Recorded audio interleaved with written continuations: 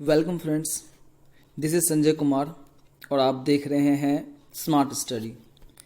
जैसे कि आपको पता है कि मैंने पहले ही 2 लेक्चर अपलोड किया है। उसमें मैंने टोटल मैटर के बारे में बताया है, क्या होता है मैटर, स्टेट्स ऑफ मैटर क्या क्या है वो मैंने बताया है। एक बच्चे का डाउट रह रहा था हमारा एवोपरेशन का क्या है ये। तो एवोपरेशन मैंने आपको बताया था, एवोपरेशन का मतलब होता है वाष्पोत्सर्जन। हिंदी मीडियम वाले के लिए कह रहा हूँ मैं, वाष्पोत्सर्जन होता है। और पहली बात तो ये है कि आप हिंदी और इंग्लिश मीडियम वाले ये मत सोचा करें कि मुझे इंग्लिश नहीं आता या मुझे हिंदी नहीं आती। जो भी चीज़ है मैं आपको बिल्कुल क्लियर कर रहा हूँ, हर सारा टॉपिक। ओके, सो आपके पास बुक्स अवेलेबल हैं, आप उसे पढ़ सकते हैं। मैंने जितना चीज़ बताया है आपके सारे डाउट्स क्लियर कर दिया है। ये आप इन पे मत जाएं कि ये में क्या लिखा है, क्या करना है। आपके पास बुक्स अवेलेबल है, आप बुक्स को रीड कर सकते हैं। ओके, और मैं आपका डाउट साइड से क्लियर तो कर ही रहा हूँ। आप ये मत सोचा करें हिंदी और इंग्लिश का। ओके, हम देखते हैं एवोपरेशन क्या है। एवोपरेशन मैंने आपको बताया था, एक सिंपली सा आप ये मान ले, कोई एक आपका क्लोथ्स है, कोई क्लोथ है, उनको आप बाहर ड्राई करने के लिए छोड़े हैं। अब ये पहले से वेट है, गीला है, और गीला है इसे आप किस लिए छोड़ा है बाहर? ड्राई होने के लिए, सूखने के लिए। कुछ टाइम के बाद क्या होता है, ये सूख जाता है। क्यों? Because of evaporation. जो वाष्पोत्सर्जन है इसके कारण ये क्या होता है, कपड़ा ड्राई हो जाता है या फिर सूख जाता है। अब ये कैसे प्रोसेस होता है? ये जो प्रोसेस होता है इसके बीच जो पार्टिकल्स है, इस पार्टिकल ये रैंडमली मूव कर रहा है, ये कॉन्टिन्यूस मूव कर रहा है ना। पार्टिकल क्या होता है, ये पार्टिकल मूव कर रहा है। मूव करने के वजह से क्या होता है, इनकी जो काइनेटिक एनर्जी है, गतिज ऊर्जा है, मैंने आपको बताया था गतिज ऊर्जा क्या है। कोई पार्टिकल अगर कंटिन्यूस मूव कर रहा है तो उसे क्या कहते हैं हम, उस प्रोसेस कहते हैं क्या, उस एनर्जी क्या कहते हैं हम, तो गतिज ऊर्जा कहते हैं। ओके, तो इनके बीच भी गतिज ऊर्जा होंगी, काइनेटिक एनर्जी होंगी। तो काइनेटिक एनर्जी है, और ये क्या होता है कि मैंने आपको बताया कि सॉलिड में क्या होता है, इनके बीच फोर्स ऑफ अट्रैक्शन जो होता है, आकर्षण बल होता है, सॉलिड में ज़्यादा होता है। तो ये ज़्यादा होने की वजह से क्या होता है, ये सॉलिड है। ओके, लिक्विड में थोड़ा कम होता है और गैसेस में बिल्कुल कम होता है। तो इनके बीच फोर्स ऑफ अट्रैक्शन है। तो ये जो पार्टिकल्स है, इनके बीच काइनेटिक एनर्जी डेवलप हो रहा है, और ये क्या करना चाहता है, इस फोर्स ऑफ अट्रैक्शन को ब्रेक करना चाहता है। ओके, जब ये फोर्स ऑफ अट्रैक्शन को ब्रेक कर देता है, ब्रेक करने के बाद क्या होता है, ये ड्राई होना शुरू हो जाता है। मतलब जब तक ब्रेक करता रहेगा, मतलब वो प्रोसेस चल रहा है ड्राई होने का, अनटिल जब ये टोटली ब्रेक हो जाएगा तो हम ये कह सकते हैं ये क्लॉथ कैसा हो गया, ड्राई हो गया। तो अब आप समझ गए इवेपोरेशन क्या है। इवेपोरेशन एक ऐसा प्रोसेस है जिसमें क्या होता है, कोई पार्टिकल्स है वो रैंडमली मूव करता रहता है, काइनेटिक एनर्जी उनके अंदर जो है वो क्या होता है, मूव करना शुरू हो जाता है, और उसके बीच जो फोर्स ऑफ अट्रैक्शन होता है, वो फोर्स ऑफ अट्रैक्शन मतलब जो आकर्षण बल है उसको वो ब्रेक कर देता है। ब्रेक करने के बाद ये कपड़ा ड्राई हो जाता है, दैट इज कॉल्ड इवेपोरेशन, मतलब वाष्पोत्सर्जन।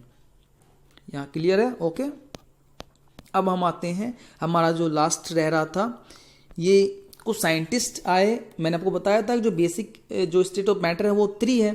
कौन सा है? एक सॉलिड है, एक लिक्विड है और एक गैस है। 3 मैंने बताया था।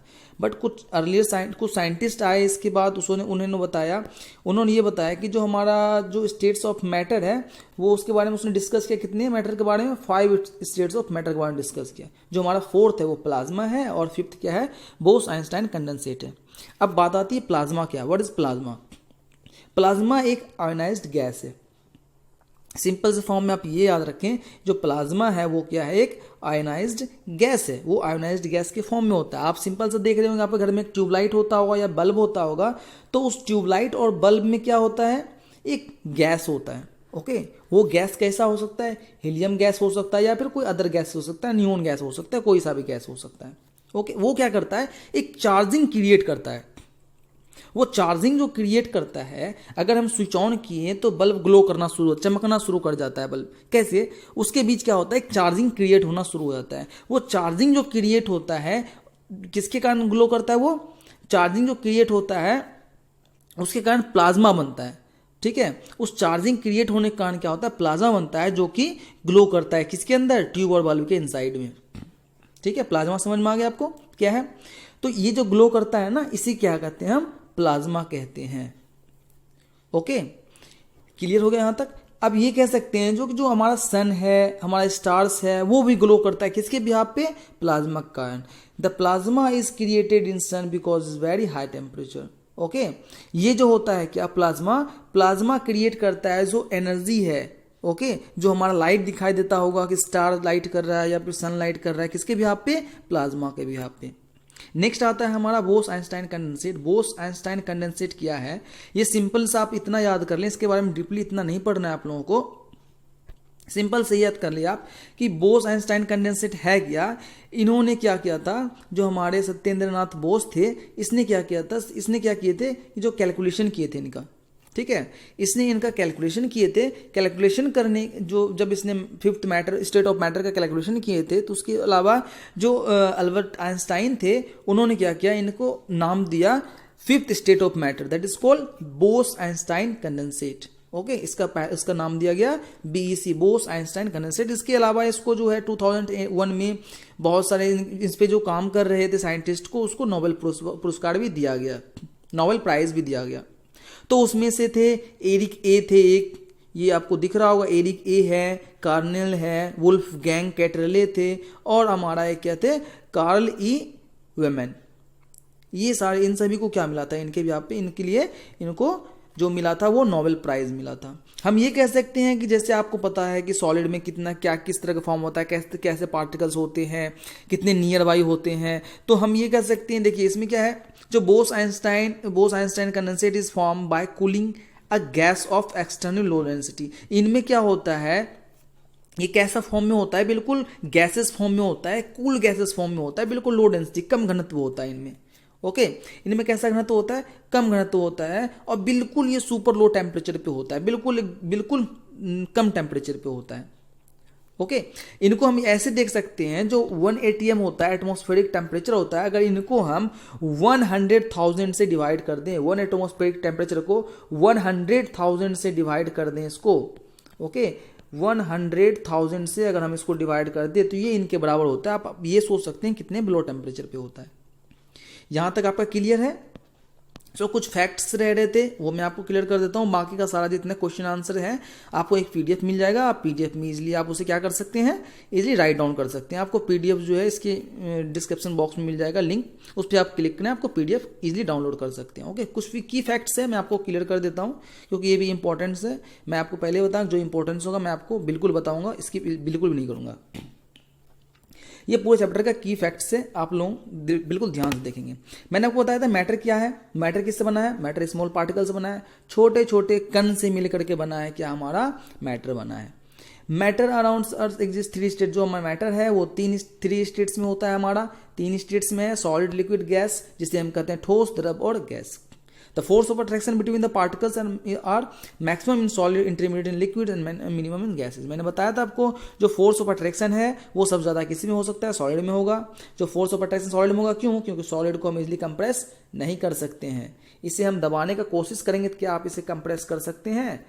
कंप्रेस कर सकते हैं? नहीं, कंप्रेस नहीं होगा। इसलिए इसके बीच क्या, इसके बीच जो है पार्टिकल है बिल्कुल क्लोज है, बिल्कुल क्लोज है, इतना क्लोज, इसके बीच स्पेस कम है, इसलिए इसे हम क्या कर सकते हैं, कंप्रेस नहीं कर सकते हैं। जब कंप्रेस नहीं कर सकते हैं तो इसमें क्या कर सकते हैं, पार्टिकल्स कैसा है, इसका फोर्स ऑफ अट्रैक्शन कैसा है, एक दूसरे पार्टिकल में बिल्कुल चिपका हुआ है, बिल्कुल क्लोज है, इसलिए फोर्स ऑफ अट्रैक्शन कैसा है, इसमें हाई है। अगर देखते हैं हम लिक्विड में इससे थोड़ा कम है, बिकॉज उससे हम कंप्रेस कर सकते हैं, और गैसेज में बहुत हाई होता है, क्योंकि उसे हम बहुत ज़्यादा कंप्रेस कर सकते हैं। आप तो सिलेंडर आपने देखा होगा, बड़े सिलेंडर को आपने क्या किया, छोटे सिलेंडर में डाल दिया। अब उसमें देखना है कि जो स्पेस मैंने बताया था आपको, स्पेस जो बताया था गैसेज में कैसा है, गैसेज में मैक्सिमम होता है। ओके, सॉलिड में कम होता है, ना के बराबर ये कह सकते हैं हम, और लिक्विड में क्या होता है, थोड़ा होता है, इंटरमीडिएट कह सकते हैं उसको, गैसेज में बिल्कुल ज़्यादा होता है।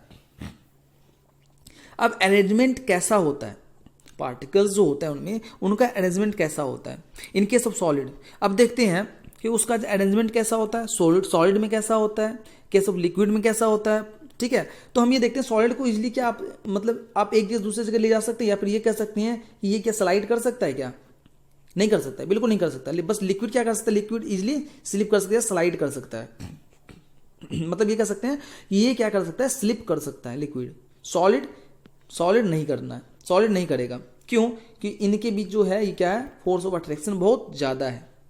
ओके ये कैसा है, सॉलिड और लिक्विड। और गैसेस में क्या करता है, गैसेस का तो क्या है, गैसेस में रैंडम मूव करना, रैंडमली मूव करता है, मतलब कोई पार्टिकल बिल्कुल ऐसा नहीं है कि पार्टिकल एक कंटिन्यूस मूव तो कर ही रहा है, साथ साथ रैंडमली मूव कर रहा है, अभी यहाँ है, अभी यहाँ है, अभी यहाँ है, क्योंकि उसके पीछे बहुत सारा स्पेस है, बहुत सारा स्पेस होने का नहीं कैसे मूव करता है, रैंडमली मूव करता है। अब आपको बताया था मैंने कि जो है स्टेट ऑफ मैटर को कन्वर्ट कर सकते हैं इजिली, सॉलिड से solid to liquid, liquid to gas.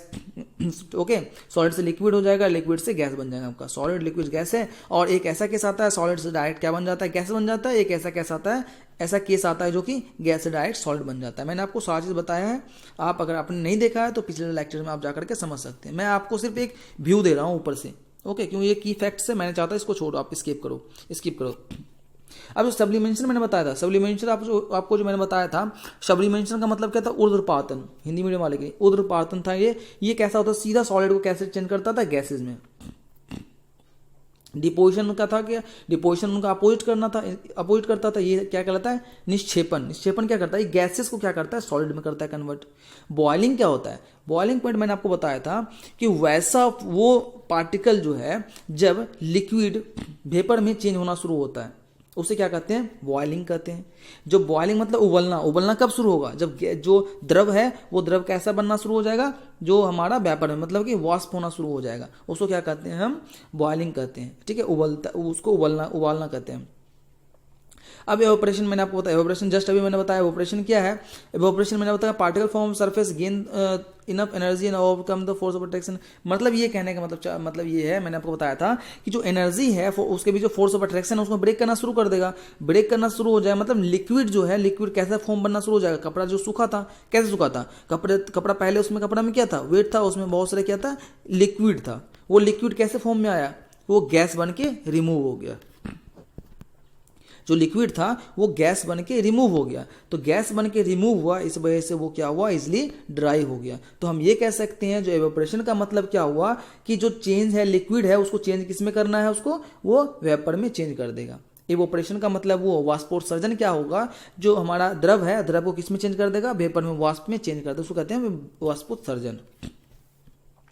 The rate of evaporation depend on the surface area, exposed atmosphere and temperature, humidity and the wind speed। मैंने आपको बताया था इसके पहले भी कि जो एवोपरेशन होता है वो किस पे डिपेंड करता है, वो डिपेंड करता है हमारा एटमॉस्फेरिक प्रेशर पे डिपेंड करता है, temperature, humidity and wind speed depend करता है। जितनी तेज हवा होगी उतनी जल्दी कपड़े सूख जाएंगे। ह्यूमिडिटी ऐसी होगी, ह्यूमिडिटी अगर ज़्यादा है तो उनको बहुत टाइम लगना है कपड़े सूखने में। आप देखे होंगे बारिश के टाइम में आप कपड़ा रख देते हैं बाहर तो सूखने में उसे टाइम लगता है, क्यों, क्योंकि ह्यूमिडिटी होती है, ह्यूमिड होती है, उस समय ऐसा होता है मॉइस्चर सा दिन होता है जिसमें क्या होता है वो इजिली कपड़े ड्राई नहीं हो सकते। टेम्परेचर अगर ज़्यादा इंक्रीज होगा, आप देखिए गर्मी के दिन में कपड़े जल्दी सूख जाते हैं, क्यों, उस समय टेम्परेचर हाई होता है, टेम्परेचर की वजह से क्या होता है, इसलिए ये सूख जाता है। अब एवोपरेशन क्या काम है, एवोपरेशन का एक चीज आप देखे होंगे, एवोपरेशन का सबसे बेस्ट एग्जांपल है वो ठंडक देता है। ठीक है, कूलिंग जो होता है वो किसके कारण होता है, एवोपरेशन के कारण होता है। एवोपरेशन होता रहता है, इस वजह से हमें लगता है ठंड सी महसूस होती है। ओके हम जो कपड़ा पहनते हैं तो जैसे सपोज दैट कि हम कपड़ा पहन लिए हैं या फिर वैसे क्लोथ के साइड में खड़े हैं जहाँ क्या है वो कपड़ा वेट है और वो एवोपरेट हो रहा है, तो हम देखते हैं आसपास के सराउंडिंग में वो कैसा क्रिएट करना शुरू कर देता है, ठंडा का शुरू कर देता है। ओके यहाँ तक कोई प्रॉब्लम आपको है, नहीं है, अगर कोई प्रॉब्लम नहीं है तो आगे बढ़ते हैं। ठीक है, अब देखिए बात आती है क्या, जो हमारा लेटेंट हीट है, latent heat of vaporization is the heat energy required to change 1 kg liquid to the gas. इसको ज़्यादा इतना नहीं सोचना है, देखिए सिंपल से फॉर्म में मैं बता दूं आपको कि इसको कहने का मतलब ये है कि अगर 1 kg ऑफ लिक्विड को अगर गैस में चेंज करता हो, वो भी किसके प्रेजेंस में, जो एटमॉस्फेरिक प्रेशर है हमारा, एटमॉस्फेरिक प्रेशर जो है हमारा, एटमॉस्फेरिक प्रेशर जो है उसके रिस्पेक्ट में अगर 1 kg ऑफ लिक्विड को गैस में, द्रव को गैस में चेंज करना शुरू कर देगा और वो कैसा होगा, उसका बॉइलिंग पॉइंट होगा, तो वो कैसा है, evaporation, latent heat of vaporisation है। क्यों, मैंने आपको बताया कि वेपोराइजेशन मतलब क्या, वाष्प बनना शुरू होता है। बॉइलिंग पॉइंट, कोई वाटर है उस वाटर को आप बॉयल करना शुरू कर देंगे तो एक ऐसा टाइम आएगा जहाँ ये इवोपरेट बन के वाष्प होकर के उड़ना शुरू हो जाएगा। ओके ये हो गया आपका latent heat of fusion of the amount of heat energy to required change to 1 kg solid to the liquid. आप देखिए latent heat of fusion, fusion क्या है? वेपोराइजेशन तो वेपर बन के उड़ा था, फ्यूजन मतलब क्या होता है? वो टूटना शुरू हो जाएगा। टूटना शुरू का मतलब क्या? कि जो हमारा हिट है, ये सॉरी हमारा जो सॉलिड है, सॉलिड ब्रेक होना शुरू हो जाएगा। ओके, वो क्या कहलाता है? अब देखिए इसमें क्या था, 1 kg of liquid 1 kg of liquid to gas, liquid gas में कन्वर्ट हो रहा था। इसमें क्या है, सॉलिड लिक्विड में कन्वर्ट हो जाएगा। Okay, 1 kg of liquid solid जो है वो लिक्विड में कन्वर्ट हो जाएगा। मतलब उनका क्या है, इनमें मेल्ट होना शुरू हो जाएगा। सॉलिड है तो सॉलिड मेल्ट, ऑब्वियसली बात है सॉलिड मेल्ट होगा, और यहाँ लिक्विड है तो लिक्विड ऑब्वियसली बात है बॉयल होगा। ओके, तो ये होता है latent heat of vaporisation and latent heat of fusion. Latent heat of vaporisation आपको समझ में आ गया, लेटेंट हीट ऑफ फ्यूजन आपको समझ में आ गया। लेटेंट हीट ऑफ वेपोराइजेशन क्या था, वेपोराइजेशन क्या था, लेटेंट ऑफ फ्यूजन क्या था। ओके, सो ये आपका अब कुछ देखिए आप इसमें आपका कुछ मेजरमेंट्स दे रखा है, कुछ सैंपल दे रखा है। जैसे आपको पता है कि टेम्परेचर का यूनिट क्या होता है, ये याद रखेंगे आप, ये मोस्ट इंपॉर्टेंट है। ओके, ये मोस्ट इंपॉर्टेंट है। टेम्परेचर का केल्विन होता है, उनका सैंपल के से हम देखते हैं। लेंथ का यूनिट मीटर होता है, मास का किलोग्राम, वेट का न्यूटन, और आपका वॉल्यूम का क्यूबिक मीटर होता है, डेंसिटी का किलोग्राम पर क्यूबिक मीटर, एंड इनमें देखते हैं प्रेशर का पास्कल होता है। अब इनका सैंपल दे रखा है, सैंपल क्या है, मीटर के एम से डिनोट करते हैं, किलोग्राम केजी, न्यूटन को एम से, मीटर क्यूब को M to the power cube, and kilogram पर क्यूबिक मीटर, मीन्स ऐसे लिख सकते हैं, किलोग्राम पर मीटर क्यूब लिख सकते हैं। ओके, पास्कल को पीए से डिनोट करते हैं। सो ये आपका चैप्टर कंप्लीट हो गया है बिल्कुल। अगर इसमें भी कोई भी डाउट है, बिल्कुल कोई सा भी, थोड़ी सी भी ऐसा आपको लगता है बिल्कुल थोड़ा सा भी कि आपको डाउट है, बेफिक्र होकर आप मैसेज कर सकते हैं। ठीक है, मैं आपका सारा आपका जो प्रॉब्लम है मैं सॉल्व करूंगा। ठीक है, एक बच्चे का डाउट था वेपोराइजेशन, अगर उनका भी क्लियर हो गया तो आप मैसेज करके हमें बता सकते हैं कि आपका क्लियर हो गया है। अदरवाइज अगर कोई प्रॉब्लम है आप बताएंगे, मैं आपको सारा डिस्कस करके बताऊंगा इसके बारे में। ओके, और आपका जो ये सारा क्वेश्चन आंसर है, वो क्वेश्चन आंसर आपको पीडीएफ के थ्रू मिल जाएगा। मैं आपको इसके नीचे डिस्क्रिप्शन बॉक्स में एक लिंक दे रहा हूँ, आप उससे डाउनलोड कर सकते हैं, या आप मेरे टेलीग्राम चैनल पे डाउनलोड कर सकते हैं। ओके, सो आज यही एंड करते हैं। नेक्स्ट जो लेक्चर है वो आपका नेक्स्ट चैप्टर होगा। ओके, सो हम यही एंड करते हैं। आप लोग घर पर रहें, सुरक्षित रहें। Thank you very much, thanks for watching. और हाँ, मैंने आपको एक बात बताया था, अगर आपको ये वीडियो पसंद आ रहा हो तो